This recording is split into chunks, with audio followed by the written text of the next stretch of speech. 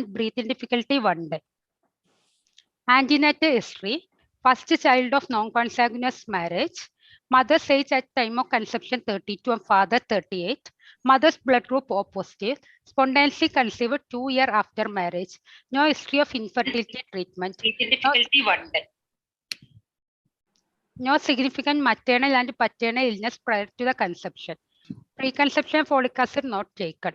Why is preconception folic acid so important? For prevention of neural tube defect. Why preconceptionally? Prevention of neural tube defect prevention, sir. Why is it preconception so important?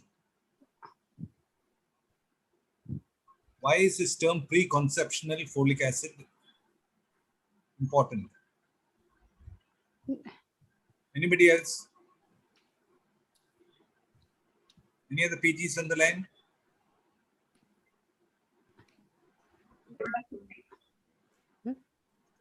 Why is preconception? Why do you say preconception? Any other PGs on the line? PGs? Any other PGs to answer that? Increases cell turnover in pregnancy. So. Pardon? Cell turnover. Increases cell turnover in pregnancy. So. No. Why preconceptional? See, your folic acid level should be high right from adolescence. Why is it so important? Because the neural tube develops by the second week or third week of conception. Starts developing, and you are realizing that you're pregnant by about third, fourth week. Yes. So by the time the neural tube has already started developing and your folic acid is deficient. So that is the reason why importance of preconception. You should be of good high. See, once you get married, you must have folic acid almost regularly. If you're going to have a pregnancy, at least 1 year, 6 months to 1 year before the pregnancy, you should start folic acid. Because you will know that you're pregnant only 2 weeks after your neural tube has already started developing and you're starting folic acid late. This child also, the folic acid was started late because there's no preconceptional folic acid is not given. So that's the importance of preconceptional folic acid. All the nutritional supplements that are required for good neurodevelopment should start preconceptionally. Because of this, because neurodevelopment, your brain, your eyes, your hearing, all are very, very early in pregnancy. It develops the fetal life, early fetal life. Those areas of the brain are developing. Okay, carry on. So, antenatal history, first trimester, pregnancy confirmed 2 weeks after missing her period. Your presenting complaint. Have you done your presenting complaints? So, what I found in this presentation was. Since the complaint started during early infancy, so I would like to start from antenatal history. No, that is not the way. See, when you see your presenting complaints coming much later into the presentation. Where did the parents noted that you start with you come to this later. Your initial history is your presenting complaint. No, the previous slide. Previous slide. Okay, next slide. Yeah, 5.5 months onwards. Yeah, this is where your history is. You said 5.5 months onwards, you started having a problem. Okay. That is your. If you're going to start a story like that, that is your story. Your present illness is your admission. Okay, sir. Admission right now. So when you've gone through this, when I went through this thing, you found that you're coming to this presenting complaints much later. You're going through a story. So when you're presenting a case, initially itself you should say what the problem is. You can't start with pregnancy and then come and say later that this is what happened and how the child is developed over the time. Your story is, your present history is this. What do you want to say now? Okay, tell me. Okay, sir. Child was apparently. So you start with a pre-morbidly normal child. Yes, sir. Okay. Child was apparently normal till 5.5 months of age. By 5.5 months of age, mother started noticing positive movements of all 4 limbs. There was some spontaneous movements of upper limb, but can lift her hand up to her chest and she can hold toys. She sometimes 1 second, sir. She sometimes moved knee on her bedside ways, no hip movement. She could move her feet and toes. Mother noticed a feeling of slipping through the hand while held under axilla. Also, mother noticed baby not achieved head control like other children of same age. Okay. That particular slide, keep it on. Yes. So what does this tell you? So a child with a weak hypotonia of forelimbs. More in the child can hold things, sometimes move knee and on bed. What does this tell you? Hypotonia mostly proximal. Hypotonia. Proximal more than distal. Proximal. Then what else? That the upper limb is less affected than the lower limb. Yes, sir. Upper So limb, more both are affected. More of hypotonia in the lower limb. But she could move her feet and toes also. That is because it's proximal are only involved. She's only able to move the feet and toes, but the hand, even the proximal, she could lift. She could lift the hand up to the chest. So the proximal muscle hypotonia or what a weakness or whatever is less in the upper limb. Yes, sir. So this shows that a child with hypotonia or a weakness more affecting the lower limb starting at 5.5 months or maybe earlier than that. The parents have noticed only at 5.5 months, maybe they started a little earlier, isn't it? More affecting in the lower limb and proximal muscles involved. Slipping through the hands means there is hypotonia. Yes. And no head control. So there is a delay in milestone. So this is a very important slide, important part of your presentation, that you're having a hypotonia or a weakness involving the lower limb more than the upper limb, proximal muscles more than the distal muscles, and there is delay in milestones, motor milestones. Next slide. Okay. She laughed loud and cry was normal, recognized mother's sound and interact with mother with the sideward neck movements. Social smile attained at 2 months of age. She breastfed well and tolerating complementary feeding without coughing and choking. Her weight gain was adequate. This is up to what age was she feeding well? So, up to 9 months of age, feeding was well. Okay. So the history should say that she was feeding well till 9 months and still that. See, you're again that will come later, sir. I mentioned later. See, when you're telling the complaints, make it as short as possible. You have written so many things. It's better that you say it all in one. See, now you said this and you're going and saying something else later. You said you're breastfeeding well, tolerating complementary feeds, and then later you're saying 9 months onwards she's not feeding well. See, all could come into one concise history. That's what I was saying. So what does this mean? What does this slide mean? This means a social vision and hearing, all other milestones normal, and there is no much respiratory involvement, and her weight gain was adequate till. So there's no bulbar involvement as yet. Bulbar involvement. So she's able to swallow well. Swallow well. She's able to cough.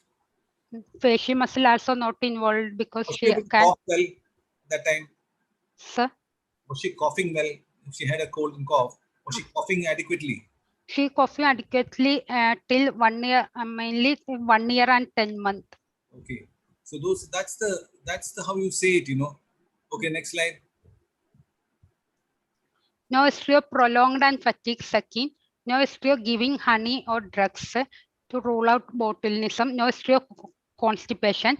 No history of persistent and fisting and preference, difficulty in changing diapers, scissoring of legs and tonic bite. What does difficulty in changing diapers mean? Adductor spasm to rule out static encephalopathy. And what is tonic bite? Tonic bite in extrapyramidal cerebral palsy. Feeding difficulty. What is tonic bite? Just define tonic bite. Due to tongue spasticity, difficulty for feeding. No, what is tonic bite? What do you do? Make the child do, and what happens then? How do you elicit tonic bite? Anybody? See, when you say something, You must know the definition of that. Why do you put this tonic bite in between if you don't know what the definition is there? What is jaw closure during feeding. Yeah, when you put something into the mouth and stimulate the mouth, immediately the Jaw closure. jaw closes and it doesn't leave. It remains contracted for some time. That's a tonic bite. Okay. So you're ruling out the possibility of a adductor spasm and a what? Tonic bite, what are you ruling out? Extrapyramidal involvement. Okay. So there's botulism you have ruled out. Constipation, why did that come in between? Constipation for botulism. Also, Yeah. constipation is there. Okay. No history of trauma, altered sensorium, seizure, breathing difficulty, and bluish discoloration of body, excessive forward sweating. What is excessive forward sweating for? For cardiac, any cardiac disease, increases sympathetic activity, cause increase forward sweating. Okay. In Pombe's disease, hypotonia associated. No history of any other abnormal movements of lip. Last vaccination was 1 month prior the episode to rule out acute flaccid paralysis. Before which episode? Before 5.5, I am saying the 5.5 months of age, presenting complaint. So my God, so it's when your last vaccine is 4.5 months. 4.5 months. Yeah, okay. See, your presenting complaint is actually this particular illness. So the 1 month prior to means. Okay, next. No history of fever, upper respiratory tract infection, diarrhea within 1 month of this episode to rule out the Guillain-Barré syndrome. No history of diurnal variation of weakness to rule out myasthenia gravis. What is the other disease which you get a diurnal variation of weakness? Transient myasthenic syndrome in newborn. Diurnal, with exertion you get the weakness. Evening, when is the weakness more in myasthenia? During evening, after fatigue. After weakness. Fatigue, evening, or after any exertion. Very diurnal variation in weakness. Typically in the morning, difficulty in getting up, and then by evening it gets better. Rheumatica. No. No, sir. Mechanical.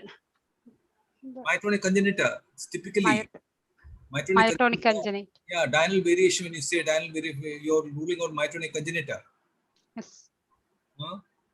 Why in myotonic congenita do you get diurnal variation?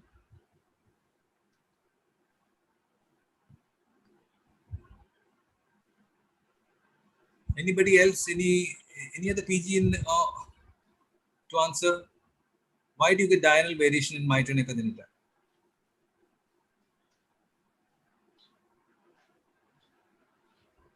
Repeated activity reduces the weakness, isn't it? Myotonia. Yes. Myotonic congenita, you get repeated activity reduces the weakness. So that's why morning time is very weak. After the child is walking for some time, the weakness decreases. Okay. Okay. Next. No history of abnormal odor of sweat or urine to rule out inborn error metabolism. Okay. No history of skin bruising or rash to rule out the connective tissue diseases. Ehlers-Danlos hyperelasticity. Okay, then what else? No history of. No, why else? What can you rule out by skin rash? So, dermatomyositis not common in this age group. Dermatomyositis. Okay. No history of facial asymmetry. What is the rash? What else will you look for in rash? Rash. At 1.5. See, this you're talking about what age? 1.5 years or 5.5 months of age presenting complaint. Okay. 5.5 months. What are you going to rule out? What about inborn torch? Prenatal infections, torch. Yeah. Torch. Yeah. Torch group infections. Okay. Next. No history of facial asymmetry, deviation of angle of mouth, dropping of eyelids, squint. 7th nerve, 3rd nerve, 3, 4, and 6 involvement rollouts. Okay. She can follow object and recognize mother from distance and turn head to sound. Her vision and hearing. is not affected. Hmm. Mother says she can perceive touch sensation and cried during vaccination. Rule of sensory system. Okay. After 2 weeks of onset of these symptoms, she was admitted and evaluated at our college.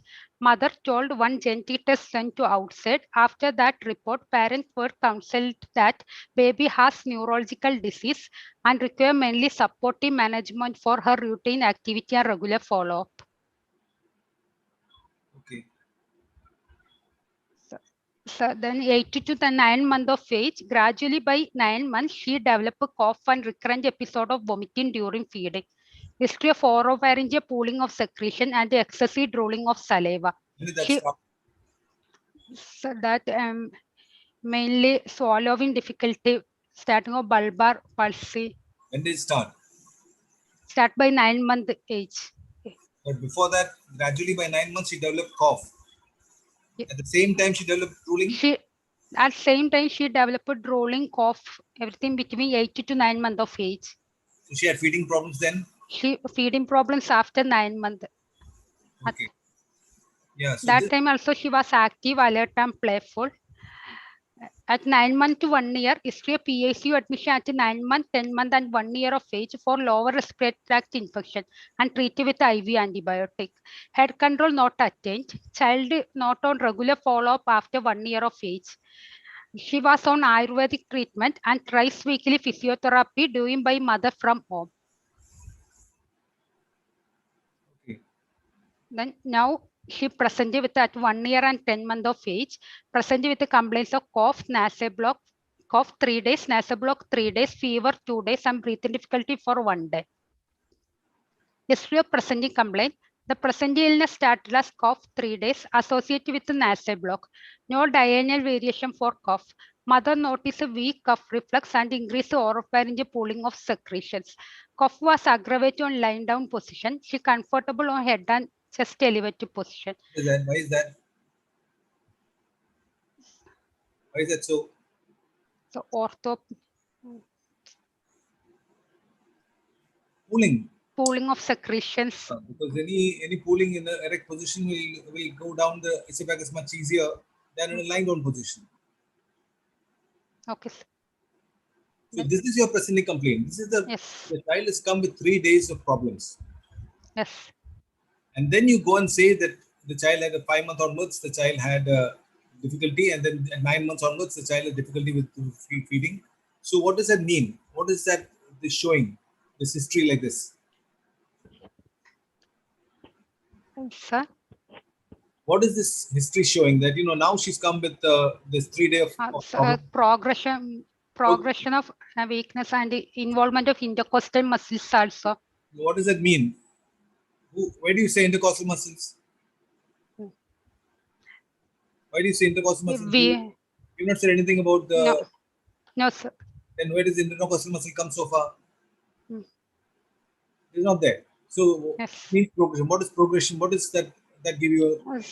Increase. Mother noticed a decrease weak cough reflex and increase oropharyngeal secretions. What does progression mean? What does that rule out?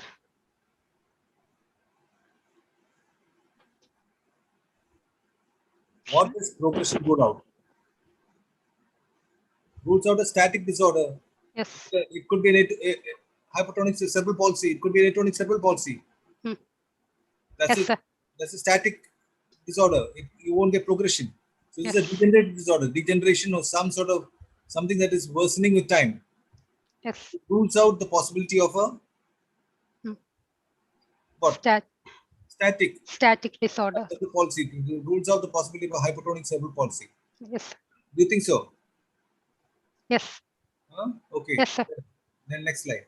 Then mother noticed fever since 2 days, which was high grade intermittent, not associated with chills and rigor. Child was lethargic during interfebrile period, no diurnal variation for fever. Child developed breathing difficulty since 1 day and noticed as increased rate of respiration and intercostal muscle retraction. It was aggravated on lying down position. Child comfortable on head and chest elevated position. No diurnal variation for breathing difficulty. Why is that mentioned? So, just if there is any Airway. Airway involvement there. Why do you want to get in trouble? Why do you Yes. mention things like this and get into trouble? Because if the Yes. examiner asks you why is diurnal, what are you meaning by diurnal variation? You should have an explanation why you want that. Don't use anything extra in your presentation. Just what you can explain. Okay. Then it was deteriorating over a period of time, so consult and admit in PICU. Mother noticed increased frequency of vomiting after each feed, increased oropharyngeal pooling of secretion, decreased activity. No history of cyanosis, diarrhea, crying during maturation, no history of yellowish discoloration of skin or urine. She was oriented and she can recognize parents. Now she can lift her hand up to chest, hold lightweight things with hand. No spontaneous movements of shoulder, hand, hip. Sometimes move knee sideways on bed. She can move her foot and toes. Mother complains of she can maintain head upright in prone position, can't turn in bed. She can turn her face side to side. History of thinning of muscle and poor weight gain notices since 5.5 months of age. No abnormality in tone and clarity of voice. No history of drooping of eyelid and skin. No history of deviation and angle of mouth. No history of hoarseness and nasal tongue of voice. No history of involuntary movements of limb. She can appreciate pain on injection and touch. No history of any spinal deformity. Bowel and bladder control not attained. No dribbling, incontinence and continuous soiling. No history of seizure, excessive sweating, crying during turning, bed sore, contractures. No history of loss of attained milestones. No developmental regression. Developmental history. Now you go back to your history that you started from pregnancy. Now you go back to your pregnancy thing. Yeah. Right from the beginning. Yeah. Now next slide. Okay, she's the first. Pregnancy confirmed. Antenatal first trimester. Pregnancy confirmed 2 weeks after missing her periods. Registered pregnancy. Regular ANC at our center. Folic acid was started after confirming pregnancy. DT scan done was normal. No history of fever with rashes, lymphadenopathy, radiation exposure, unsupervised drug intake, urinary tract infection, hypothyroidism, bleeding or spotting per vagina. What is the drug that can produce problems in? Anticonvulsants like phenytoin, valparin, carbamazepine, neurotube defects, renal problem by ACE inhibitors, then lithium Epstein anomaly, mercury minimata disease. Okay. Okay. Next. Rashes you're thinking of what? So to rule out torch infection. Okay. Where's the lymphadenopathy and torch infection you're looking for? Rubella. Where? Posterior auricular lymph node. What else?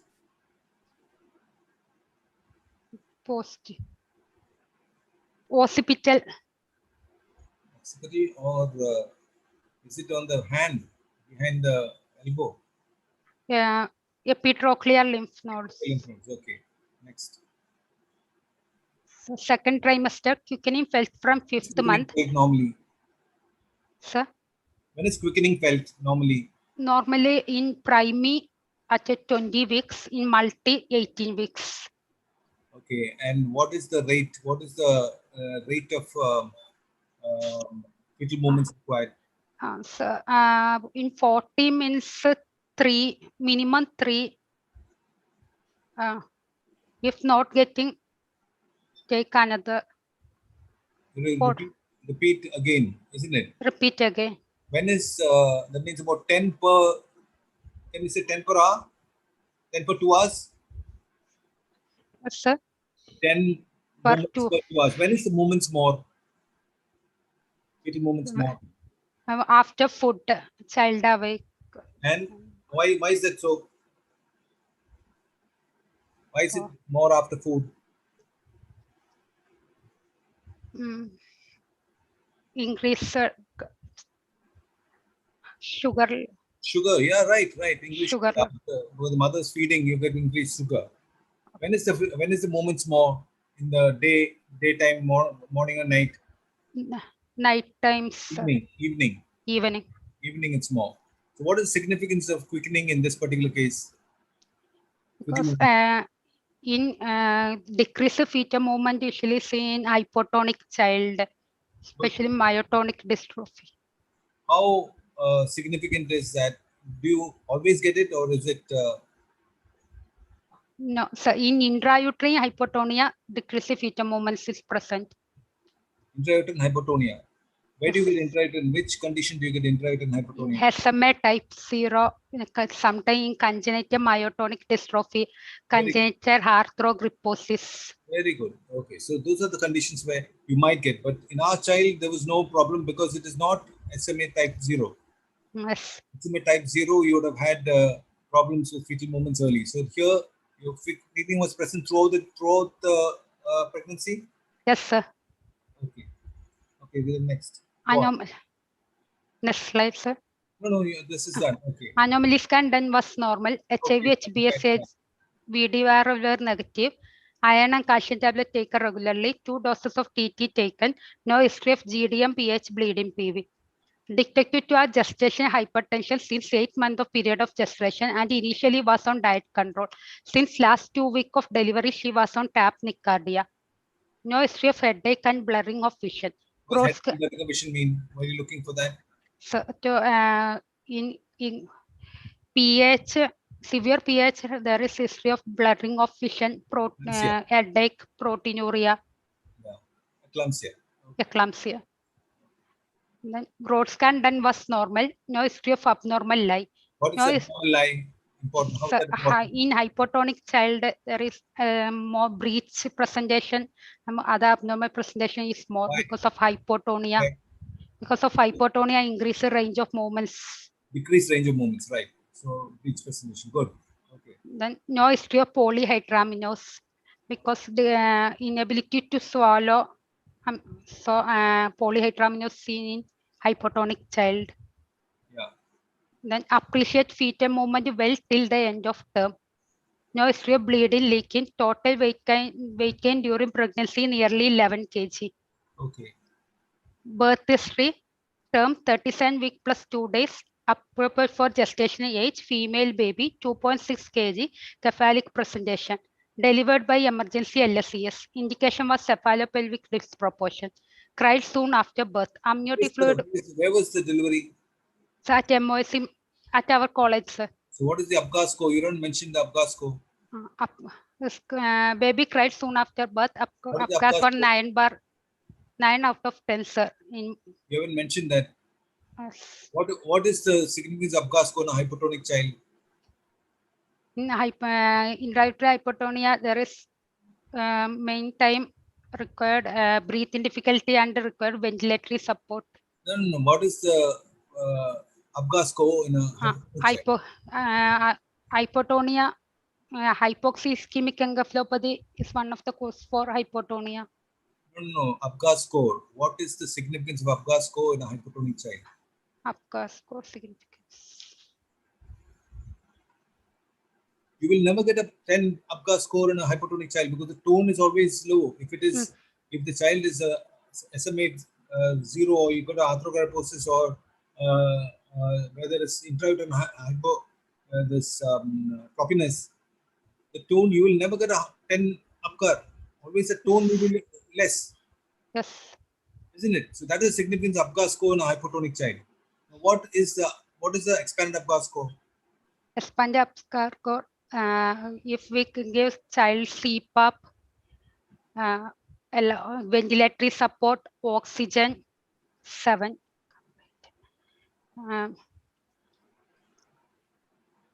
What are the components of the extended Apgar score? Oxygen, CPAP. CPAP. CPAP, oxygen, intubation. Mnemonic combined. Yeah. Yes, okay. Tell me. C for CPAP, O for oxygen, MB, bag and mask. Yeah, mask and bag. Okay. I intubation. Intubation and ventilation. Okay. N for neonatal chest compression. Neonatal chest compression. E for oxygen surfactant.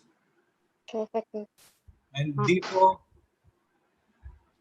Drugs. D4? Oh, Drugs. hello. Drugs. Okay, sir. Drugs. So combined, that is the mnemonic for the expanded. APGAR score. Why is an expanded APGAR score used? If we use any of this, it is come as 0. No, what is the problem with the APGAR score? APGAR score is not, it is only prognostic use. No, what is it? Why is it, different people will score APGAR different in the same child? Why? Because it's very subjective. Very subjective. Every person can say that the child is pale, the other will say, no, it's just slightly pink. Yes. No, even all of the scores, you can have difference of opinion between people doing the APGAR score. So that is the reason why, and you have the specificity is very low. Okay. Sensitivity is very low, 60-70%. That's why you have the expanded APGAR score, which has a sensitivity of what? How much? Yeah. 80. 90, more than 90. 90. What is this? What is the specified APGAR score? Sir? You have a specified APGAR score? No, sir. No. Okay, we will not go into that. There's no time. So read up about APGAR score. What is the scoring in excellent APGAR score? Low is 0 to 2, moderate is 3 to 4, high is 5 to 6.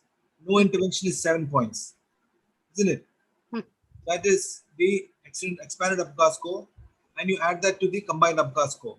So if you add that, you have 0 to 5 with the combined APGAR score is, that is when you add the conventional APGAR score with the expanded APGAR score, 0 to 5 is low, 6 to 9 is moderate, and 14 to 17 is high. Isn't it? Okay. Okay, so you must mention that APGAR score while you're doing right soon after birth. Okay, sir. Okay. She breastfed within 4 hours of delivery. Sucking What is that? Is that okay to feed first time 4 hours after delivery? So usually I recommend feed within 1 hour after, before 1 hour. Yeah, your best friendly hospital initiative, you would ensure that within 1 hour the breastfeeding would have happened place even in after cesarean. After cesarean. Kangaroo care is most important. Okay. Meconium and urine passed within 24 hours of life. Baby was shifted to NICU on day of life 2 with complaints of recurrent episode of regurgitation of feed. Started on expressive breastfeed second hourly and gradually feed graded up and was accepted in direct breastfeed and shifted to ward on day 4. History of neonatal hypobilirubinemia noted day of life 3 and phototherapy was received until day of life 7. Both blood group O positive. No history of abnormal facies, neonatal seizure, hypoglycemia, respiratory distress, umbilical hernia, clubfoot, and developmental dislocation of hip. Neonatal day 8, she got discharged on direct breastfeed. During neonatal period, baby was active, alert, cry was normal, and accepting direct breastfeed. No history of regurgitation of feeds. Okay, so you check the APGAR score. What are the significant histories that you would expect to have if a child has hypotonia later in life? Any history of regurgitation? No. What are the complications that you could like asphyxia or like that? What are the complications in newborn period that could land? Sir, respiratory distress,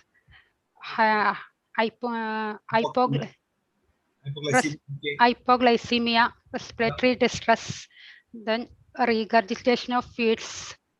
What is that? That is not going to cause a problem unless it's aspiration. Then aspiration, intracranial hemorrhage. Intracranial hemorrhage. Connectress. Yes. And so these are things you have ruled out. Yes. Seizures in the newborn period. So if you have one of these, then what does that signify? If one of these, most probably central hypotonia signifies the hypoglycemia. You said, what do you say, central? CNS and spinal involvement. Yeah, UMN. So that is what? Central causes for hypotonia, isn't it? Central causes for hypotonia. So this has been ruled out, and actually there's none of these are there. So therefore, it's most likely peripheral. So this is you're ruling out the possibility of a central hypotonia. Are you doing that? Yes, sir. Okay. Now, this any other thing about the cord that you could have mentioned? Any signs of infections? Cord, the umbilical cord. To rule out sepsis, infections. Umbilical cord, short cord. Is it associated with neurodevelopmental problems? Yes, the short cord is associated. So you have to look at its length of the cord. If the cord is short or there is nuchal cord, what is that? What is that? What happens? Nuchal cord. Tight nuchal cord. What happens? What is the flow in the umbilical cord that is restricted? Through which umbilical vein or the artery? If there is a kinking, if the kinking of the umbilical cord, which is the vein or the artery more kinked? Artery block. No, vein will get vein. Vein will definitely get kinked. Artery is thick wall. Hmm. So vein brings blood from the mother to the baby, or does it take blood from the baby to the mother? Yes, sir. From the placenta, this vein, is it efferent or absent? Mother to baby. Mother to baby is the vein. Yes. So what happens? If the vein is constricted and the artery remains to pump, continues to pump, what happens?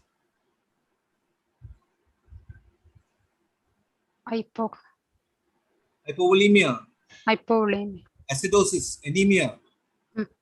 So a tight cord, therefore, is associated with neurodevelopmental issues because you're going to have a anemic, hypoxic child, hypovolemic child, a fetus. I mean, isn't it? So a cord length is very important when you're checking a child with a neurodevelopmental issue. Okay. Cord length. Okay, next. What about neural seizures you mentioned? Yes, sir. What are inborn errors of metabolism that can cause hypotonia? Inborn amino acidopathies, organic aciduria. No, there are two types of IEMs that can result in a child becomes comatose with seizures, hypotonia. One is late onset, one is early onset. What is the late onset type of IEMs? That is when you start feeding or something like that, you know? Yes. Or so there's something that due to some intervention that you have done to the baby, that enzyme is absent, and therefore there is a toxin intoxication happening because of the metabolites that accumulate, isn't it? Yes. That will cause a late, so it will be okay for some time, the child will be okay for some time, and then you start deterioration, isn't it? What is the condition in which you get early deterioration? Right from birth, there's a progression. IEMs. When there is something with energy. What? Lysosomal. Glycogen storage, pompase. Yes. Yeah, so different types. So those things you must keep in mind that there are IEMs that can produce hypotonia later in life or neurodevelopmental problems later in life. Some of them are late, some of them are early. Early ones are where the energy production is affected, and the late ones are where intoxication happens because of some intervention that you've done, and there's an enzyme deficiency. Okay. Okay. What are the family history wise it's so important? Family history, because many of IEM are autosomal recessive conditions. So the non-consanguineous parents. Non-consanguineous parents. Okay. So your autosomal recessive conditions? which causes hypotonia. 20 What? autosomal conditions, EM cause hypotonia, also SMA, Yeah. spinal muscular atrophy, limb girdle muscular dystrophy type 2. Okay. Myasthenia. You know, it's a genetic thing, but it's not really autosomal recessive, but it can. What about arthrogryposis multiplex congenita? Yes. What about Prader-Willi? Familial dysautonomia? See, you must have at least 3 or 4 conditions ready in your mind when you say why you are looking for family history. What are you looking for in the family history? Amino acidureas, mucopolysaccharidosis, cerebral lipidosis. All this should come into mind. Yes. So many conditions which you can rattle off. Okay. Yes. Okay. Then. Child was. Okay. Development history. Fantastic. This is one of the best of your slides, sir. I really enjoyed this slide because it's who makes you do this slide? What's that? Who made you do this slide? This is a regular thing you all do in hospital? Yes, sir. Fantastic slide. Huh? Okay, tell me, let the other PGs also understand how to put up a development milestones history slide. Okay, tell me. So gross motor neck control not attained. Development question 5. Fine motor 6-month bidextrous approach, 7-month unidextrous approach. 1 year can release object on command. 1 year and 7 month scribble if we give pen to her hand. Development question 86, but with assistance and some difficulty only. And social 2 months social smile, 3 months recognized mother, 6 months smile at mirror image, 7 months stranger anxiety. Now she asked for food and toys. Development question 100. Language 3 months cooing, 6 months monosyllables, 1 year bisyllables. At 50 months 1 to 2 word with meaning. Now 2 word sentences. Development question 100. Vision and hearing appear to be normal. Excellent. This is one of your best slides, sir. I really enjoyed this slide. Okay, next. So she's got problems with gross motor, fine motor, but her social, adaptive, language, excellent. Vision, hearing, okay. Okay, very good. Did you check whether OE was done at birth? Yes, sir. OE passed at birth. That you didn't mention, huh? Oh, so. Okay. Okay, next slide. And was vision checked after you saw the child? Sir. Was vision checked? Did the ophthalmologist have a look at the eye? Yeah, checked at 1 year of age, something. What do you look for in the eye? Any history of cataract, glaucoma, cherry red spots. Yeah, cherry red spots, why? Seen storage diseases like Niemann-Pick, Tay-Sachs disease, Koch's disease, GM1 gangliosidosis. Very good. What is the other feature that you see in GM1 gangliosidosis, which is very striking?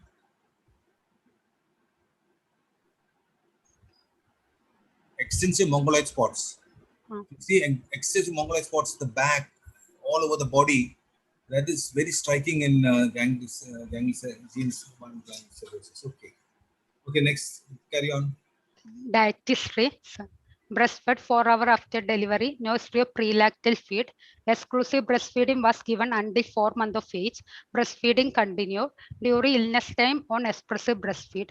Complementary feed started with Ragi at 5 months. She is on semi-solid food, giving on head elevated Next position. slide, next slide. Okay.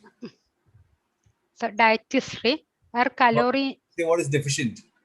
So calorie deficit 440 kilocalorie, required 1010, not protein deficit. Yeah, so she's got a calorie deficient diet. Okay, next slide. And immunization history, partially immunized, last vaccination at 10 months of age, MR, BCG scar present, optional vaccine, pneumococcal and influenza not taken, no history of adverse effect following immunization. So she's only had UIP? Yes, sir. Okay. Last vaccination, MR. Okay. So, family history, only child of non-consanguineous parentage, father studied till 10th standard and daily wage worker, mother BA educated housewife, no history of stillbirth, sudden neonatal infant death in family, no history of developmental delay, seizure, no history of recurrent abortion, no history of ptosis, abnormal facies, premature cataract in family. Okay. Have you checked the mother? Yes, sir. The maternal examination, last slide. Yeah, slide is there. Okay, next. Socioeconomic status, Okay, form next slide. general examination, Okay. alert child in respiratory distress with paradoxical breathing. What is paradoxical breathing? So, due to intercostal muscle paralysis, abdomen out and chest in seesaw-like movements. What are the conditions you'll get paradoxical breathing? So, also seen in diaphragm paralysis. Diaphragm paralysis, huh? So, the diaphragm intact. What paralysis? You just mentioned. What paralysis do you get that? Intercostal muscle paralysis. So what does it indicate?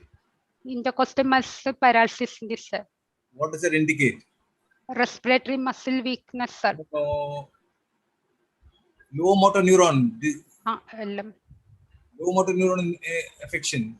Paradoxical respiration. What are the other conditions you get paradoxical breathing?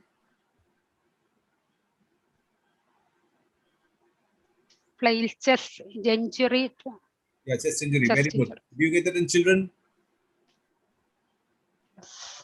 Yes, sir. Very rare. Very, very rare. Because ribs are very broken. How many ribs have to be broken in how many places? To get paradoxical. Three consanguineous. At least two side-by-side ribs and at least 3 or 4 fractures in each rib. And this would happen with very severe trauma. Oh. And usually in adults. Adults also, the flail chest occurs in only 3% of paradoxical breathing. It's not at all common in children. The ribs to fracture so much. What will happen along with that? What happens when there's a flail chest? What happens? Pneumothorax. Yeah, pneumoperitoneum, pneumothorax, not pneumothorax. You can get hemothorax. Yes. And hemopericardium. Because it's a very severe blunt injury. So, paradoxical breathing, what are any other causes? Can this electrolyte imbalance produce paradoxical breathing? Any infection produce paradoxical breathing? Can poliomyelitis produce paradoxical breathing? That's what I want to ask. Can Guillain-Barré element lesions? Yeah. Can polio? Guillain-Barré? Yes. So paradoxical respiration must know why and how and what are the causes. Okay. People cry. What does that mean? People cry. Sir? People cry. Feeble cry as a respiratory muscle weakness. Which respiratory muscles? What nerves are affected? Intercostal muscles also can produce feeble cry, but what are the muscles? What are the nerves?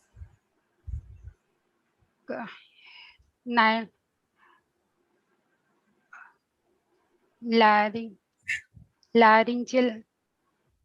Okay, drooling of saliva, which nerve? 9 and 10. 9 or 10?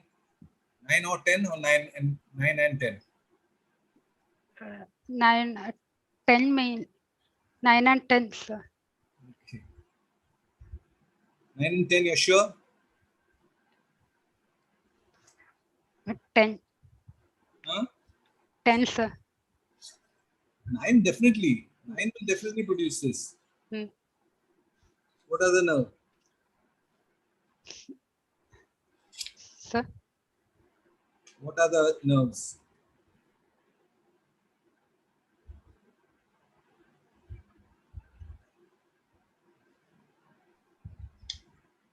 Huh?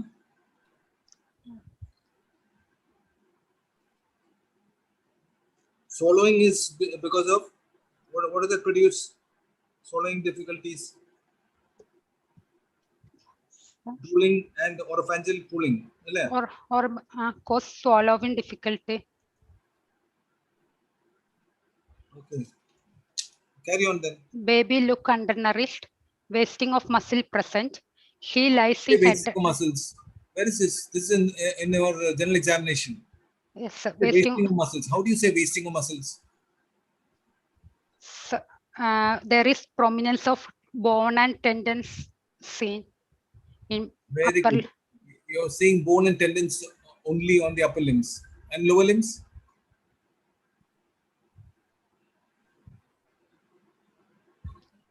Lower limbs are more affected. No, you find it more on the lower limbs or the upper limb.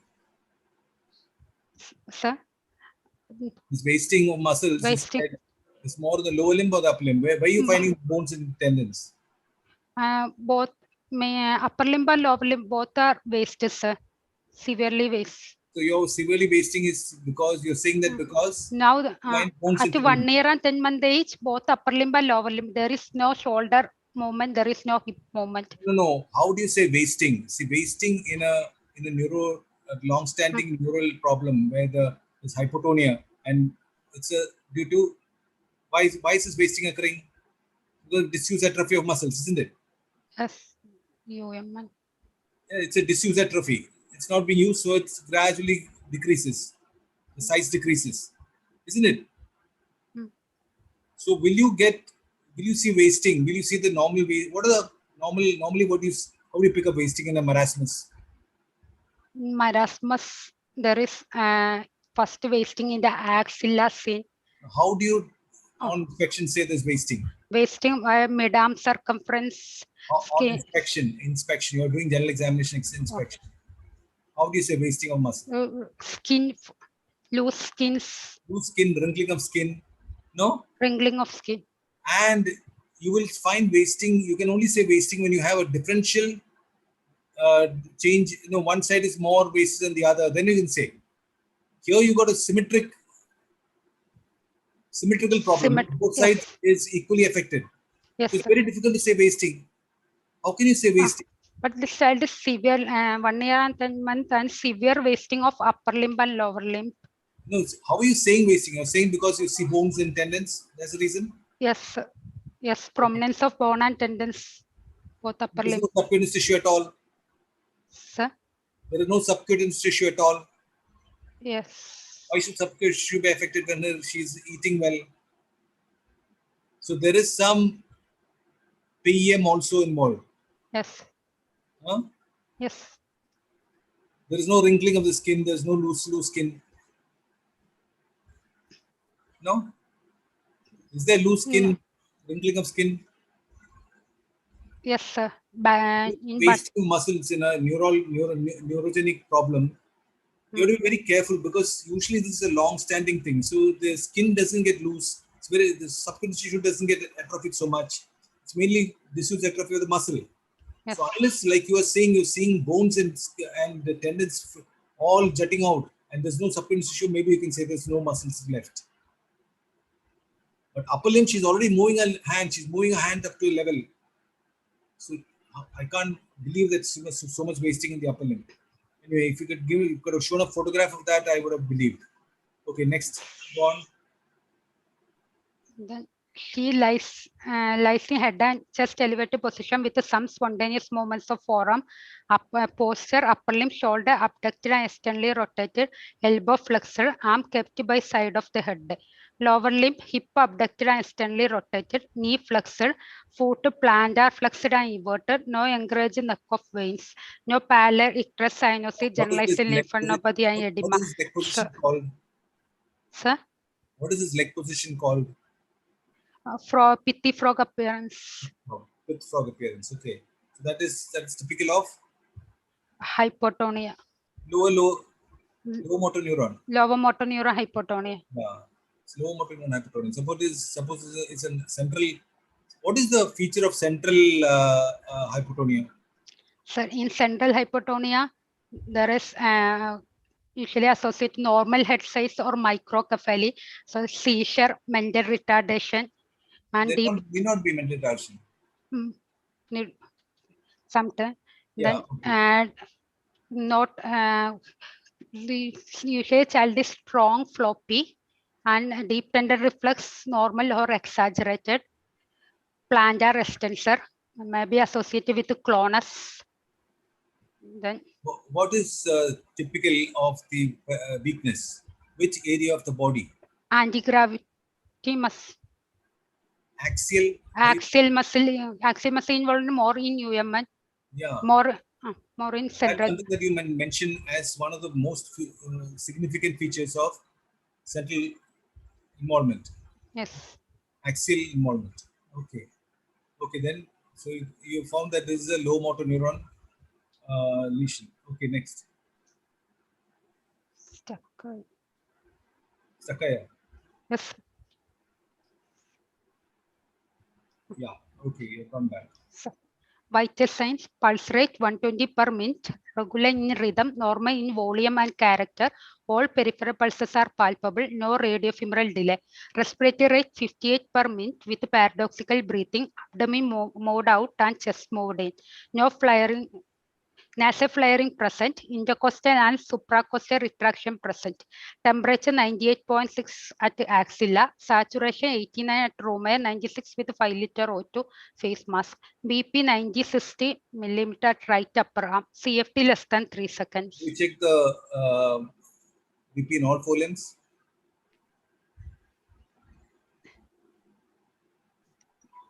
No. Okay. That's Next. how during neonatal period. Next slide. Then assessment of growth parameter: weight observed 8 kg, expected 11.6 kg, interpretation below third centile according to WHO growth chart, moderately underweight, 68% IAP. Length observed 78 centimeter, expected 85 centimeter, below third centile, first degree stenting. Okay, Then so head circumference 45 centimeter, expected 47.5 centimeter, interpretation between third and 50th centile normal. Weight for length below third, first degree wasting. okay, so what is your midarm circumference signifying? Midarm circumference 10.5, severely acute malnourished because. What are the levels? What is the tape you use? Have you got a tape? Yes. You Sir. got a tape. What is it called? Shaki step, red, yellow, green color. Shaki steps are red, yellow, green color, red 13 more than 13.5 to yellow 12.5 to 13.5, green opposite green more than 13.5, yellow 12.5 to red less than 12.5. 12.5 or 11.5? So, red less than 12.5 was in some definition, midarm circumference less than 11.5. Okay. What is below 11.5? Sir. What is below 11.5? Sir, hello. What did you say was below 11.5? Severe acute malnutrition. Less than 11.5 midarm circumference, one of the criteria for severe acute malnutrition. So this child has got severe acute malnutrition. Along with hypotonia. Is the hypotonia, can you explain by the severe malnutrition? Not. Why? But, you could have hypotonia. So some calorie in diet, her diet is some calorie deficit also, 440 kilocalorie deficient also. No, can you explain the problem with a severe acute malnutrition? The child is having difficulty feeding. There's a regurgitation of food. Somewhat explained because in diffuse atrophy, it's also cause wasting in this case. So midterm circumference less than 10.5. So you say that there is a contribution of the malnutrition to this weakness, and yes, there is also some contribution from the hypotonia also, sir. Is this a progressive thing, or is it a atonic cerebral palsy with severe malnutrition that is causing the worsening? Is it an atonic cerebral palsy with malnutrition causing the worsening in the last few days, last few maybe a month? Can you explain it that way? So swallow oropharyngeal incontinence cause. You can get with atonic cerebral palsy also. What are the nerves that are affected in? I mean, sir, in bulbar palsy, there is in cerebral palsy mainly pseudobulbar palsy. In LMN bulbar palsy, there is chance of aspiration, drooling of saliva, swallowing difficulty, more in bulbar palsy. Very good. So what are the cranial nerves involved in 9, 10, 11, and 12 are involved in bulbar palsy. In bulbar palsy. Bulbar palsy, sir. No, what are the nerves involved in spinal muscular atrophy? Cranial nerves. In spinal muscular atrophy phase, no cranial nerves involved. In spinal muscular atrophy phase, 3, 4, and 6 nerves are spared. Pelvic sphincters spared. Which are the nerves you said involved in spinal muscular atrophy? None involved? Cranial nerves? Which is the cranial nerves involved?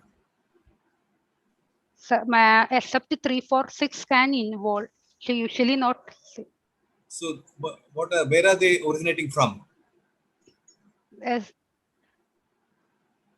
So 3, 4, 6, 3, 4, 6 pons.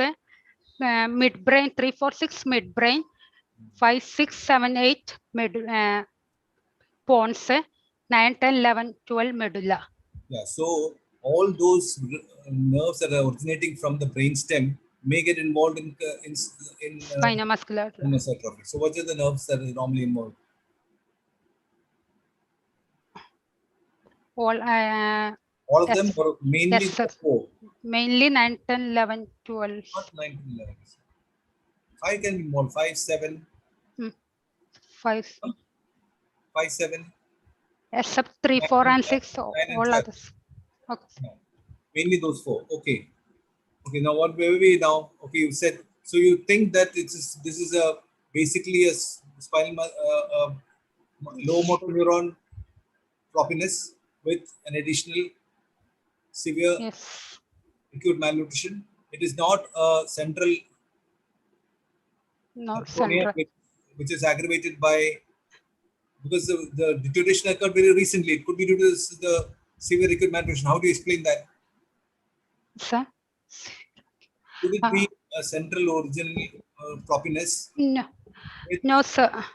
How? Why do you say so? In this child, there is facies are normal. No antenatal, natal, postnatal history uneventful. But No, how many cases of central origin will you get in antenatal postnatal history? In hypoischemic encephalopathy, there is chance. How often do you get history? Less. How many will not have a history? That's what I mean. More than 90% no history. Yeah, so you cannot call that as a reason for excluding the possibility of a central with deterioration because of the SAM. Yes. What are the reasons why you say that it is not central? So, wastings as severe and power. Okay. Weakness is there. Next slide. Next slide. So this. Okay, go. Forget the charts. Okay. Then 1 second. Head to foot examination. Head normal size, occiput flattened, AF closer, no suture prominence, hairline and hair are normal. Face no dysmorphic facies, no forehead bossing, eyes normal, no drooping upward or downward slanting eye, no almond shaped eye, no brush field spot in iris, no cataract or skin, fundus normal, ear normal. Oral cavity, lips and filter normal, no high arched palate, no fasciculation wasting of tongue, no protrusion of tongue. Okay, very good. So tell me, what are the features in the general examination that you are looking for in a child with neurodevelopmental problems? So hello, sir. In the skin, what are you looking for? In skin, neurocutaneous markers. Have you mentioned that? Sir. Next slide. Next slide, show.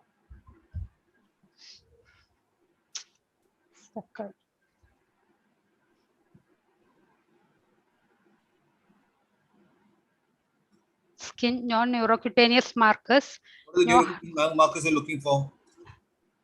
neurocutaneous markers in neurofibroma, What are you looking capillary spots. Okay. How Then many capillary spots is significant? more than 5. Okay. So, then in tuberous sclerosis, ash-leaf macules, corneous tubercle, then shagreen patches, adenoma sebaceum, in ataxia, telangiectasia, then in Sturge-Weber syndrome, hemangioma, then in incognitia pigmenti nevus. Very good. Okay, fantastic. Why you look for the joint contractures there? So in hypotonic child, if due to not using the limbs, there is chance of contractures. Yeah, what are the condition will you get that? Usually UMN central static What are the joint conditions? It's could cause hypotonia. joint condition. You mentioned it some time back. Connective tissue. Arthrogryposis? Arthrogryposis. Yeah, okay. Then can continue, sir. Yeah. Neck appears normal, loose fold of skin, back of neck, chest symmetrical, splaying of ribs. In the back of neck, skin fold. Why are you looking for that? So it is in Down syndrome. Okay. Down syndrome is also a cause for hypotonia. Yeah. Then chest symmetrical with splaying of ribs, paradoxical breathing, abdomen normal, no umbilical hernia, chest and genitalia normal, limbs severe visible wasting present, no joint contractures. No. Be careful when you're saying the severe visible wasting placenta. Oh, okay. Sir. For a neurological problem, unless you've said that the bones and the ligaments are all visible, only then. Okay, sir. Be careful when you're saying this, unless you find the difference between two sides. Okay. No poly mini myoclonus, palmar and plantar creases are normal. No DDH clubfoot skin. Yes. What about hair? The neurodevelopmental problem. Hairline and hair are normal. What is a hair wall? You know, hair wall. You know, round marks in the scalp. Hair wall. WHORL. What does it signify? Neural tubal. Several malformations. Then, what about palmar creases? You said. So to rule out Down syndrome, simian crease. What about eyebrows, nails, scalp hair? What is it affected in? Eyebrow. Sir? When you get friable scalp hair, brittle nails, and eyebrows. Brittle eyebrows. No. Okay. What will happen if you have midline, back, and neck, and sacral dimples? Spina bifida. Yeah, spina dysraphism. Okay. Where do you get fasciculations? Fasciculation usually is in tongues, sir. Huh? Because tongue. The tongue? Commonly is loss of subcutaneous tissue. So most commonly is visible in tongues. Does it happen in the rest of the body? Yes, happen, but it masked by subcutaneous tissue. Yeah, no, in this child, you don't have any subcutaneous tissue. You're seeing bones and ligaments. So why is fasciculation not? Maybe complete degeneration of muscles. Okay. Next slide. So you see only the tongue. What else did you see on the tongue? Tongue normal, sir. And what else do you look for in the tongue? Fasciculations, wasting. Yeah, wasting And fasciculation. suppose you get a very big tongue. In storage disorders, big tongues like mucopolysaccharidosis, mucolipidosis. Pompous. Pompey's disease will have hypotonia with a large tongue. Huh? Yes. Okay. Now, what about primitive reflexes? You didn't mention primitive reflexes at all. So, Important I'm mentioning in CNS examination, sir. You're mentioning, okay, come on, let's go. Next slide. No visible peripheral nerve thickening What is that to rule out peripheral neuropathy, peripheral nerve involvement, no bed sore, spine normal. Then developmental assessments are pull it to sit, complete head lag present in sitting position, complete curving of back with falling of head to back. Vertical suspension, baby slipping through the axilla, no spontaneous kicking movements, no scissoring of lower limbs. In vertical suspension, what all do you look for? Any kicking movements in static encephalopathy, there is scissoring and spasticity. Yeah, no, at least in normal position, you will have a little flexion of the knee, no? Yes, sir. Flexion. Okay. Yunus. Kicking movements are not there. Next. Ventral suspension, ragdoll posture with complete head lag, complete curvature of trunk. Prone position, no spontaneous attempt to lift head, no pelvis lift or spontaneous flexing of knees. Can move hand, fingers, and toes. Impression, severe peripheral hypotonia. What the other? So you're looking for, this is for tone. You're already gone to the CNS examination. Yes. CNS examination now. Yes, sir. First respiratory tract examination. No, don't go into respiratory tract. Your CNS is your main thing. No, why do you go to respiratory tract? The presenting complaint is respiratory tract, so I first. Major problem is CNS. So okay, sir. CNS first. Respiratory is just the end of the extra. Now, what are the other conditions? Okay, tell me cranial nerves. Attitude, baby in pit frog position. Higher mental functions, baby alert, interested in surrounding, respond to call. She can recognize that. One thing, Karija, when you started, did you say that I take permission from the mother? During examination time, I asked, sir. Was that, and you washed your hand, yes, sir. This thing, and then got permission, and you tried to interact with the baby. That all should be done before you start examination. That's absolutely important. Okay, sir. Okay. And did you say whether there are any IV lines on? Whether there is the child has an IV line when you examine? Yes. So all those things have to be mentioned when you do your inspection. Okay, sir. Okay. Cranial nerve examination. Second nerve, visual acuity, recognize parents. Strange anxiety present. Visual field appears normal. Color vision not tested. Third and fourth and sixth, eye movement full in all directions. Pupils equal active or reactive to light. No ptosis or squint. Direct light reflex present bilaterally. Indirect present bilaterally. Extraocular movements are full. Pupil size 2 mm bilaterally. Fifth nerve, no deviation of jaw on chewing, jaw reflex absent. Cornea reflex present bilaterally. Seventh nerve, no deviation of angle of mouth, no, nasolabial fold normal, no facial asymmetry.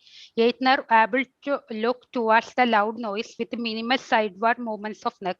Ninth and 10th, pooling of secretion in oral cavity with drooling of saliva seen. Uvula in midline. How did you check the ninth nerve? What are the maneuvers you do to check the ninth nerve?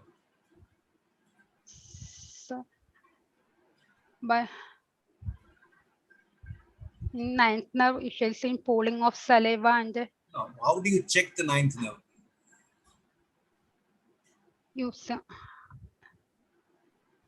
Using tell the child to open a mouth and say ah. Say how will you check the ninth nerve? No. So ask the patient to ask the child to open mouth and told her to say ha, and that time check for palatal movement and uvula, and if there is any pooling of secretions. And also the posterior pharyngeal wall. Posterior pharyngeal wall. So then what else? What else? Then along with that gag reflex How do you check the gag reflex? by touch with a cotton swab, touch the posterior pharyngeal wall. Is it the pharyngeal wall or the tongue? Posterior pharyngeal wall.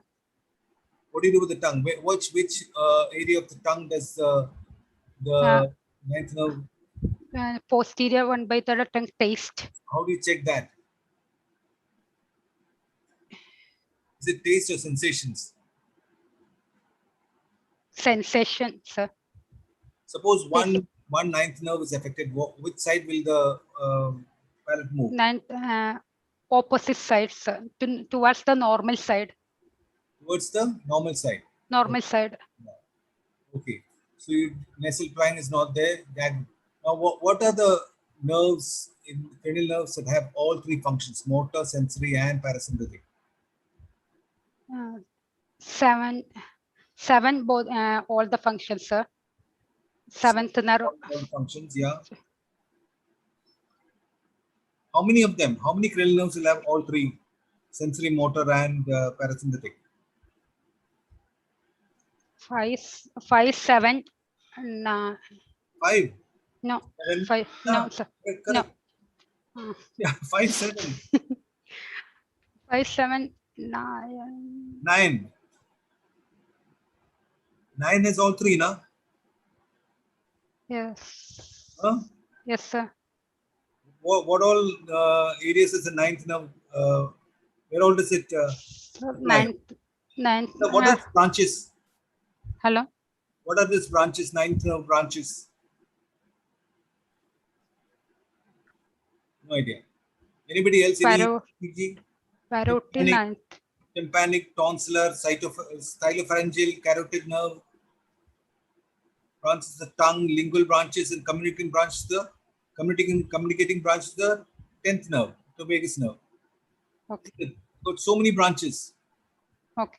So when you go to cranial nerves, they can really muster you if you don't know the anatomy of the cranial nerves, where it originates from.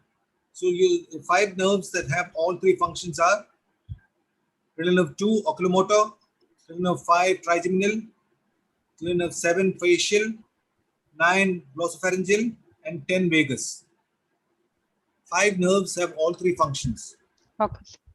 Which are the nerves which have only motor functions?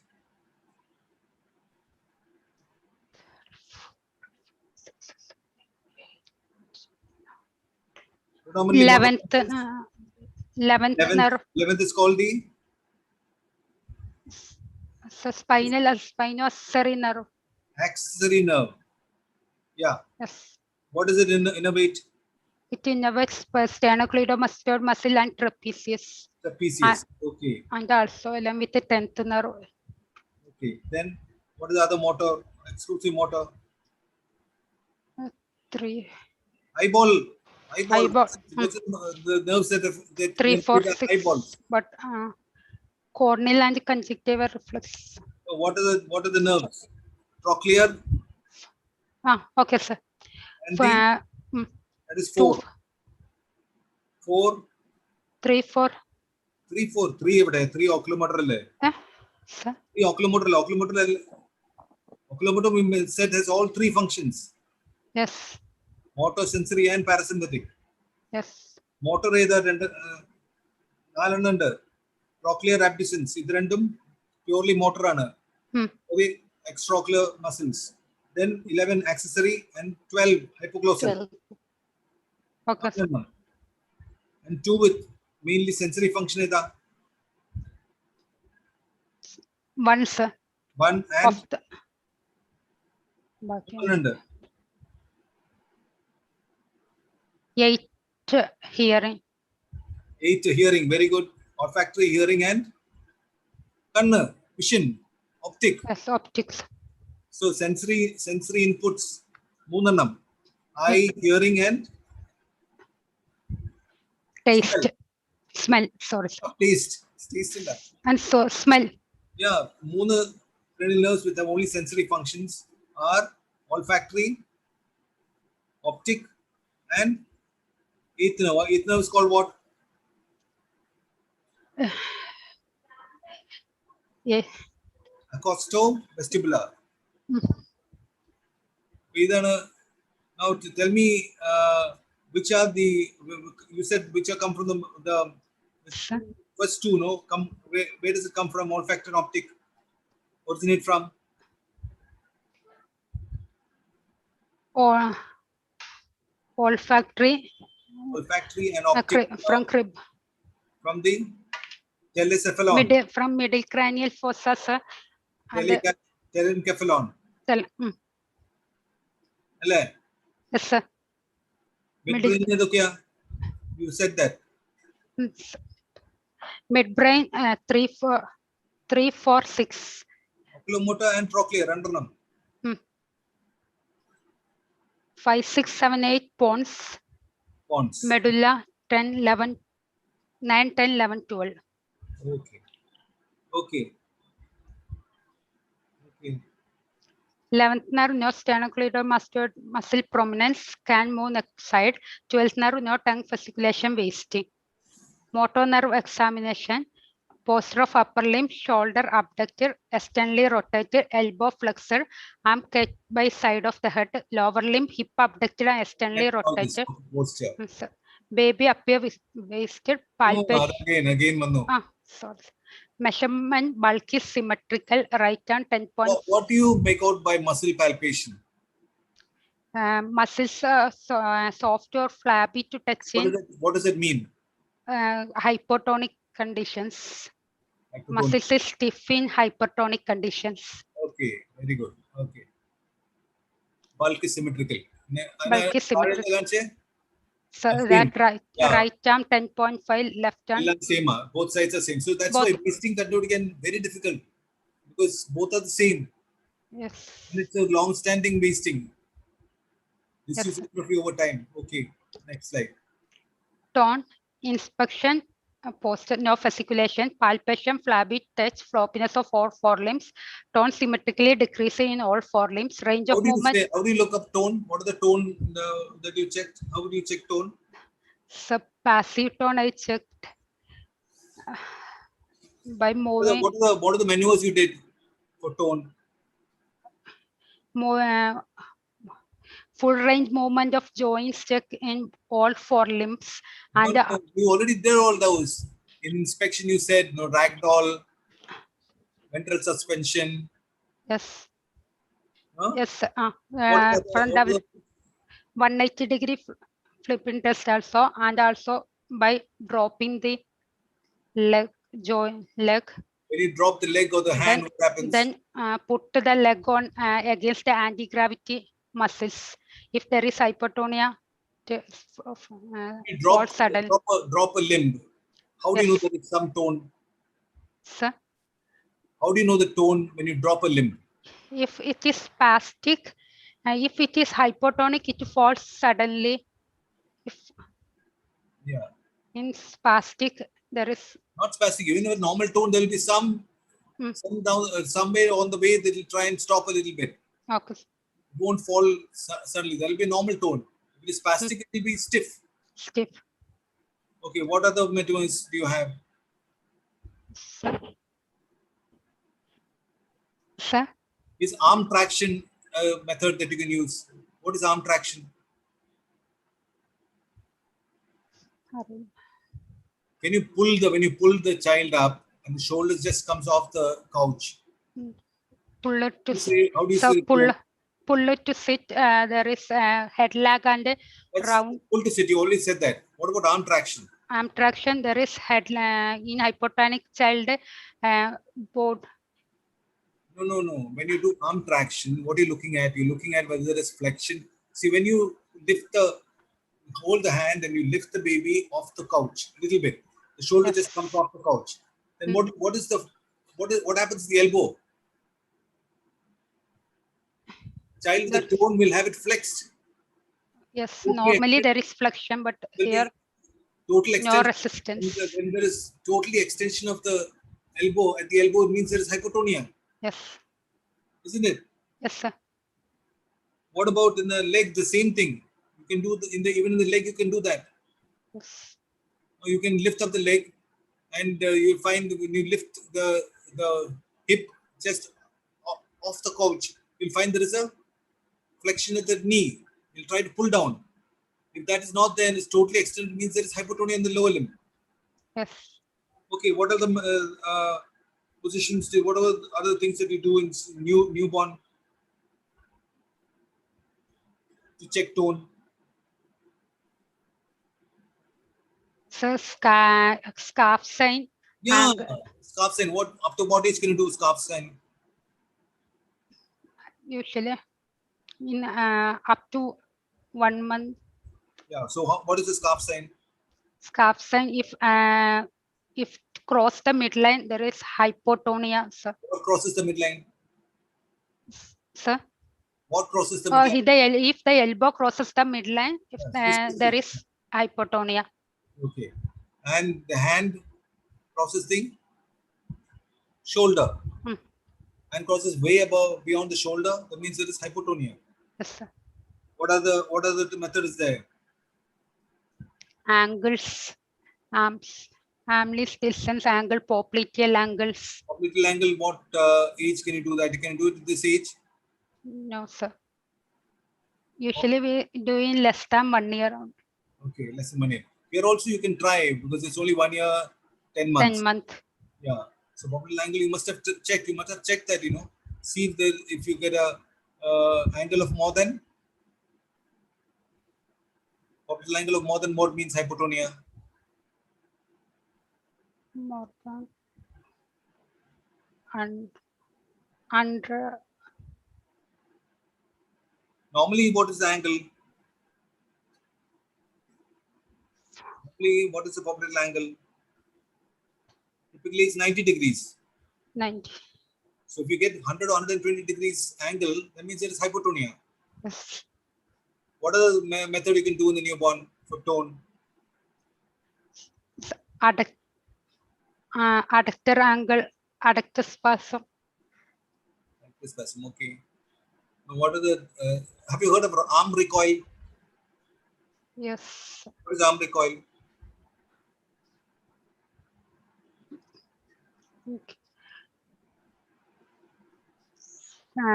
Give a thrust and sudden releasing. So you flex the arm towards it on the chest, yes. And then you extend it fully, and then sudden release. What happens?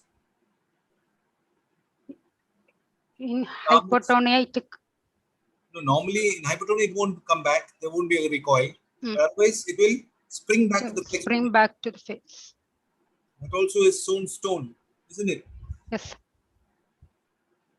What about heel to ear?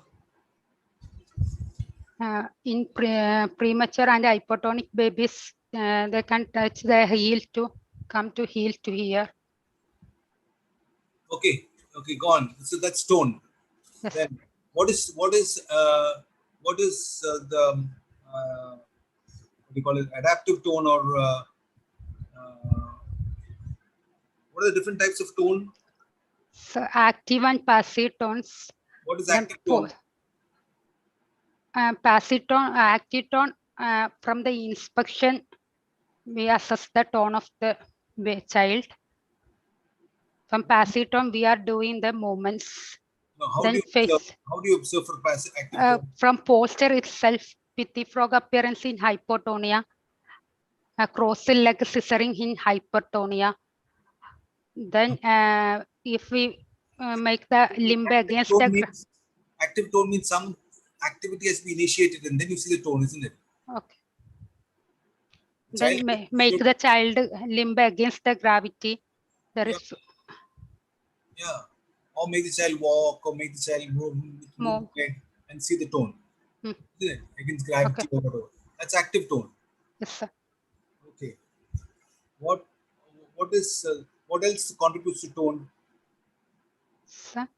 What else?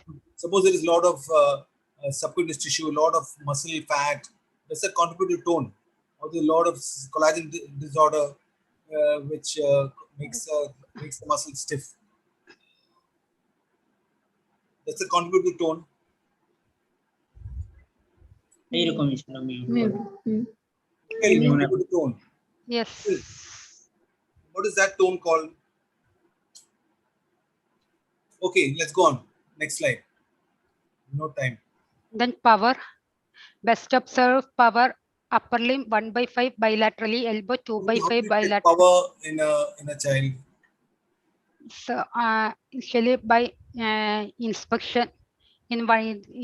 She's 1 year and 10 months. When you're doing tone, what are the things that you be careful of? What are the other factors that affect tone?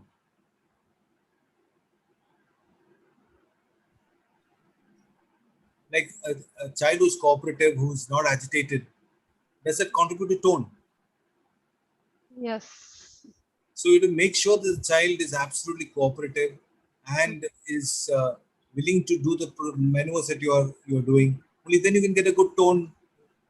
And Yes. also motor nerve is, I mean, this the strength also is very difficult to assess. Yes. So what are the techniques that you use for assessing power?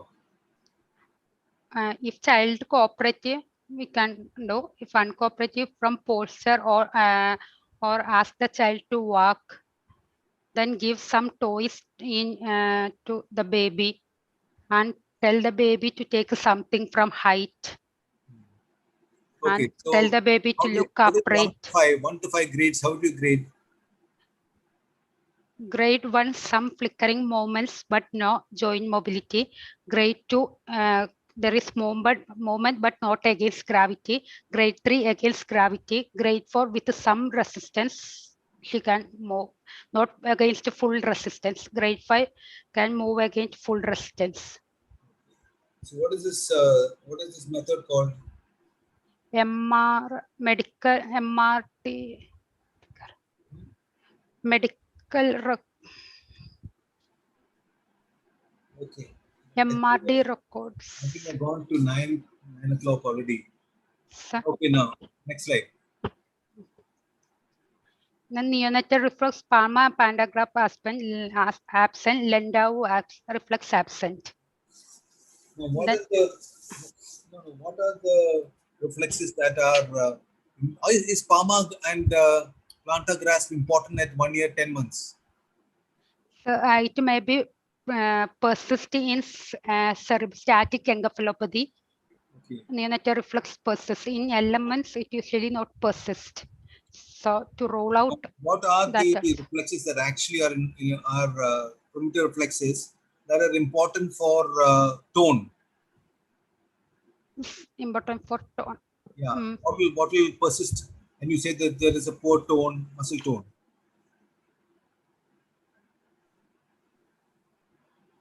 What is tonic labyrinthine reflex? Asymmetric tonic reflex if the child look. Is asymmetric tonic reflex associated with tone? Symmetric tonic reflex. Is mainly for hand-eye coordination and helping the symmetric. be aware of both sides of the body. It's not tone. What is tonic labyrinthine reflex?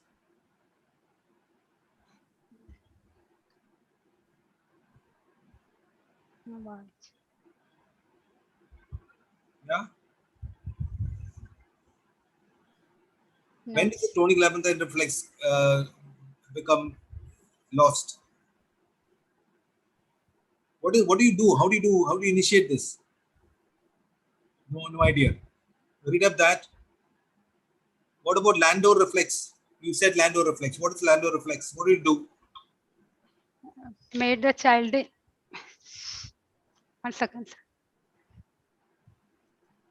What? Made the child in ventral suspension.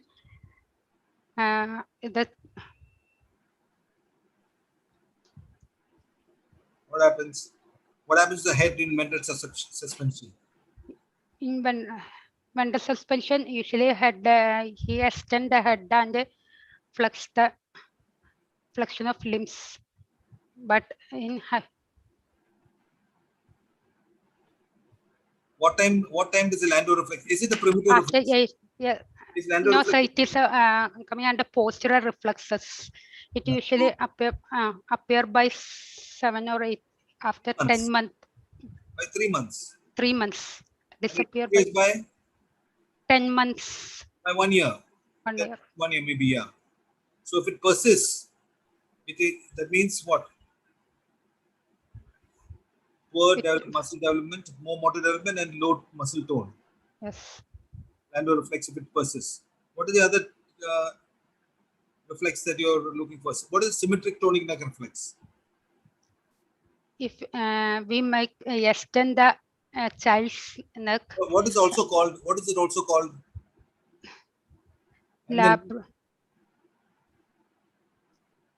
Crawling reflex. Crawling. It is used for crawling and feeding. Necessary for crawling and. What time does feeding. it appear? Crawling. 8. It appears at birth and then it reappears again. So it disappears. At birth it is there and it disappears. Yes. And then it comes back when? By 8-9 months. 6 to 9 months. Yeah, right. Very good. And then what does it help the baby to do? Baby help for crawling and feeding because by extending the neck, the upper limb are flexed and lower limb extends. Okay. So when does it disappear? Disappear before 1 year of age. Very good. Okay, by 11 months. Okay. And so this also is associated with tone, inability to sit. What happens if the symmetric tonic neck reflex is persisting? What do you make the child crawling, rollover is not happening if it persists. When you make a child sit, what happens? He slump. You won't be able to sit. Unable to sit and he slumps down. Okay. Okay. So those are the reflexes that you look for in neonatal reflexes at this age. Okay. Landau reflex, the tonic labyrinthine reflex, you must read up about that. Okay. We talked about that. Landau reflex and the symmetric tonic neck reflex. Okay, sir. Okay. Okay. Then next slide. Then reflexes, superficial and deep. All deep reflexes are absent bilaterally. Plantar reflex, flexor, abdominal reflex absent. Why is the abdominal reflex affected in maybe affecting UMN and LMN pulse, it a polysynaptic reflex. Yeah. Okay. What about the it's a boy, no? Girl, sir. It's a girl. Sorry, it's a girl. Okay. Okay. Then sensory system examination. She able to perceive touch, pain, cerebellar signs, no tremor, no nystagmus, no abnormal movements. In central, that is atonic cerebral palsy, which is the area of the brain which is mainly involved? Atonic cerebellar area. Cerebellar. Very good. It's the cerebellar portion that is mainly involved. But usually it is a combination. So you'll have some sort of spasticity also. Spasticity. What is the atonic cerebral palsy initially can land up with as a? Can it change to a spastic cerebral palsy later? Yeah. So all cerebral palsy initially are present hypotonic, then become hypertonic. Okay, very good. So it can happen, but mainly atonic cerebral palsies are mixed. Yeah, it's mainly if it's only hypertonic cerebral palsy, it is mainly cerebellar involvement. Yes. Okay. No abnormal movements, meningeal signs, no neck stiffness, gait could not assess. Neck stiffness comes here. Huh? So just for completion sake, for all CNS. Yeah, I should have said that in the beginning. Okay, fine. Okay. Then spine normal, ANS normal, autonomic nervous system normal, no signs of increase in intracranial hypertension, crania head size normal, occipital flattening present, AF closer, no suture prominence, no joint contracture or bed sores. Then respiratory system examination, inspection, palpation, percussion normal in auscultation, aerotory bilaterally equal, bilateral crux present. And on baby was tachypneic with paradoxical breathing with signs of respiratory distress. Okay. Sir. Okay, so sir. So what's your final? CVS, no evidence of cardiomegaly, no evidence of cardiac failure, GAT, no hepatomegaly, musculoskeletal system. The abdomen, will you get liver and spleen because of the hypotonia? So, hypotonia, Will be pushed down. the storage disorders. No, in a hypotonia itself. Because of the, yes, sir, lung. Why? Why should you get? If there is a paradoxical breathing, will you get liver and spleen pushed down? Yes. You might get. There's no liver spleen at all according to you. Have you checked? Yes, sir. Okay. Examination of mother, normal, no cataract, no myopathic facies, no evidence of myotonic dystrophy.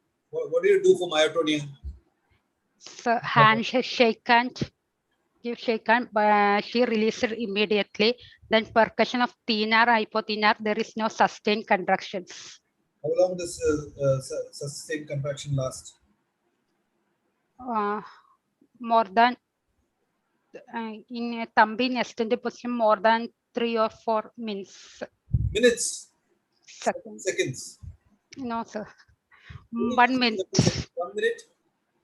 It doesn't even last 1 minute actually. What is it called? What is that test called? Percussion myotonia. Very good. Percussion myotonia. So what are the muscles in which you can get percussion myotonia? Thenar and hypothenar muscles. Which of the muscle stiffness occurs in what all joints, what all muscles in myotonia congenita? Myotonia congenita. What muscles? Hand muscle. What the type of muscles? Striated muscle groups. Which are the muscle groups? Superficial muscle. Eye muscles. Eye muscles. Hand muscles. Facial muscles. Tongue muscles. No? Yes, sir. So when you repeatedly contract it becomes relaxed. More and more relaxed. That is why you get diurnal variation. What is that called? Sure. What is that called? The diurnal variation. Like, repeated contractions, the stiffness decreases. That's how the stiffness reduces with time. In the morning, it's very stiff. It's difficult to walk, but evening, because of repeated contractions, the stiffness decreases. What is that called?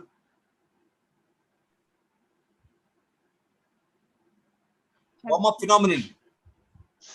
Warm-up phenomenon. Warm-up phenomenon. Okay, so now tell me your final diagnosis. Summary. Yeah, summary. 1 year, 10-month-old female child, only child of non-consanguineous parentage with isolated motor developmental delay. Parental age at time of conception was 32 years. Maternal age, uneventful antenatal, natal, postnatal history, except pregnancy-induced hypertension, born by emergency LSCS, paucity of movements of all 4 limbs with more proximal than distal movements, notices since 5.5 months of age, feeding difficulties since 9 months. Now she presented with aspiration pneumonia with paradoxical breathing. On examination, bilaterally. You mentioned that is more lower limbs. You said more lower limbs? So usually in power bilaterally symmetrical. So. No, did you say more affected in the lower limbs and the upper limb? So on examination, bilaterally symmetrical. There is no movements of. Is it more in the lower limb than the upper limb? More affection of the lower limb, no? Yes, and so both upper limb and lower limb equally affected. Equally affected. The upper limb is moving, moving up the shoulders, moving. But the lower limb power on best observable power. Okay, sir. Lower limb are more affected. Yeah. Sure. Okay, come. On examination. So this is how you should make the history, not go and. Okay. Yeah. Okay. Fine. Deep tender reflex absence, evidence of intercostal muscle paralysis, no sensory deficit, seizure, abnormal facies, severe acute malnourished, standing and partially immunized. No significant family history. Weakness is slowly progressive, no developmental regression. Differential diagnosis. So, disorder of anterior horn cell spinal muscular atrophy type 1C early infantile type, or congenital myopathy, congenital muscular and myotonic dystrophy. Because anterior horn cell involvement, there is wasting with the absent deep tendon reflex. So first I came this spinomuscular atrophy. There is no any abnormal facies. Maternal examination is normal. There is no eye involvement. So you've got a differential diagnosis. The first diagnosis is Spinomuscular atrophy. so you're not considering central at all. How did No, what are the reasons why you've excluded central? That is hypotonic cerebral palsy. so, her she was mainly, there is no global developmental delay. She was alert, only motor system is affected, and with normal head circumference, with a marked wasting, and the absent deep tendon reflex and flexor plantar, and no any cause facies, no, And no axial. no seizures, No axial no involvement. mainly appendicular involvement. Very good. So you're very good presentation. Thank you, sir. Thank you. Any other questions? We're already 1.5 hours into it. Shall we stop here? Yes, sir. Thank you, sir. Very good. You are which year? Final year? Yes, sir. Final year PG. All the very best in your Okay. exams. Thank you. Thank you, sir. Pramod, are you there? Dr. Pramod? You can stop sharing. Okay, sir. Pramod is not there. So I'll say the word of thanks. Pramod, are you there?